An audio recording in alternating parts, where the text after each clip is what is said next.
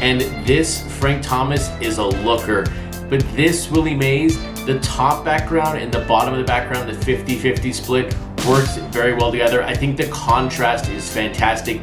And look, I'm not going to beat a dead horse. You know my thoughts around these prints. Actually, let's take one extra swing at that piñata. But first, my name is Chris, and welcome to episode number 117 of the Project 2020 show, and welcome to week number 35 of the entire project. You can find me on Twitter and Instagram is at CRT_sportscards, and my website, CRTsportscards.com, is where you want to go for everything related to Project 2020, complete stat breakdowns, along with image galleries of every player and artist so far in the set. But here we are, week number 35, and let's get that easy swing of the piñata out of the way.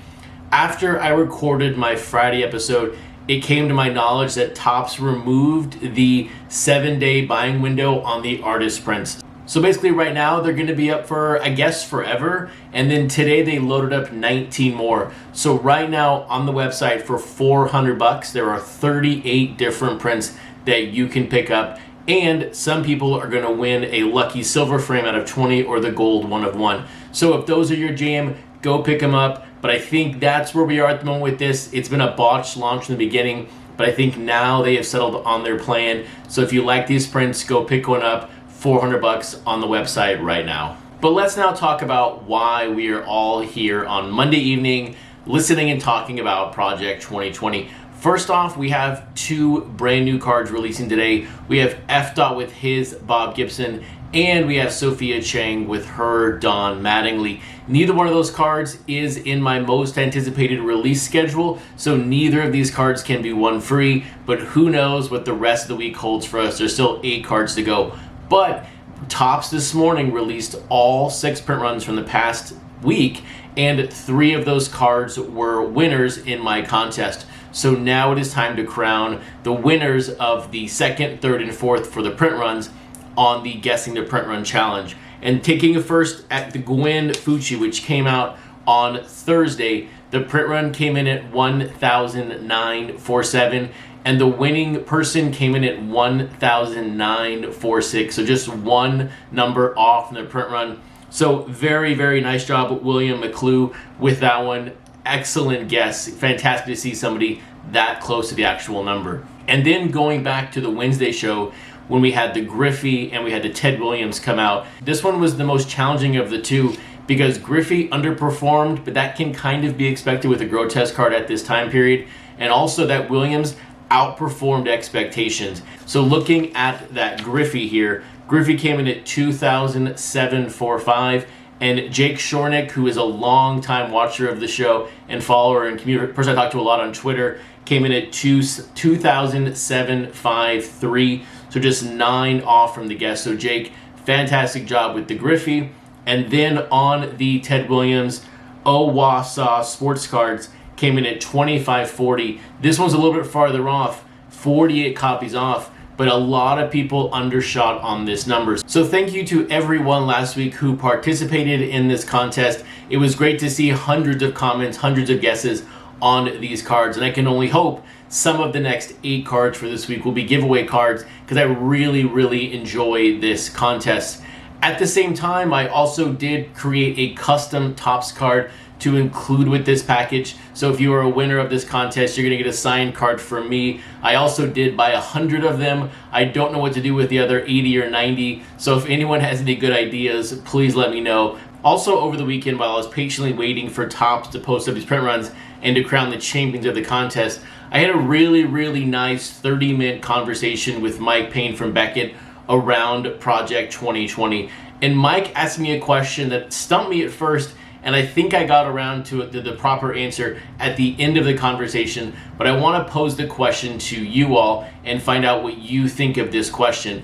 My answer will be in the Beckett magazine in December when it gets published, but he asked me a simple question. He said, what is the legacy of Project 2020? We are now nearly 350 cards into the set. We are nearly at the end, and I'm curious, as a fan of Project 2020, as a collector, what is your thought process when you think of the legacy of Project 2020? So when you think about that, leave a comment below, and I'll be very curious to see what you say, and obviously next month in the Beckett magazine. However, whatever we talked about is used, please check that out. But now let's get to the cards that released on Monday. And now selfishly here, I really wish Efdot's card was number 333, but he is 334. Coming in number 333 in the set is Sophia Chang with that Don Mattingly. I will leave it up to you if you're a Sophia Chang fan or a Don Mattingly fan to decide where this work ranks in her overall library and also in Don Mattingly's library so far in Project 2020. There is one thing, or actually two things I really like about this card. Number one, I like the hat, the New York logo on the very top. I don't know why, but it's a really neat little add to the card. But the number one reason why I like this card is the blue pinstripe in the back. I did get a real sort of three-dimensional look and feel to it. It's not always how I see her work, but I did really like this one. I think the color scheme worked very well with Mattingly, and of course she upgraded the shades. That's a cool little feature, but overall, from a 3D dimension perspective, very, very well done with this card. And now turning our focus over to that Efdot Bob Gibson. Again, another Efdot card that's going to make you really look at it and really see the Easter eggs that are hidden in the card. So this is another excellent work by Efdot, but there is one simple feature on the card which I really like. And now this is Gibson's third or fourth card since he passed away. And other artists have kind of hinted at his passing, but what does Efdot do? He takes the St. Louis arches, puts basically his tombstone in the middle, and makes you look at that feature in the card. And this is what Efdot has done in the entire project. What did he do with what I say is the number one moment card in the set? He put a mask on Dwight Gooden, and for whatever reason, a mask is a polarizing item in the world and in America right now. But here again, he as an artist took his death head on and made it a centerpiece of the card. We also have the cardinal with the halo. I also like the basketball reference, the basketball on the top left of his head. But here again, Efdot takes what needs to be said and he puts it on the card. So for that, I really, really respect this card, and we'll be picking up a couple copies after this video. I'm curious, so when you take a look at Sophia Chang and this Efdot, which one was your favorite of the day? With that, have a fantastic evening, and I'll see you back on Tuesday for episode number 118 of the Project 2020 Nightly News.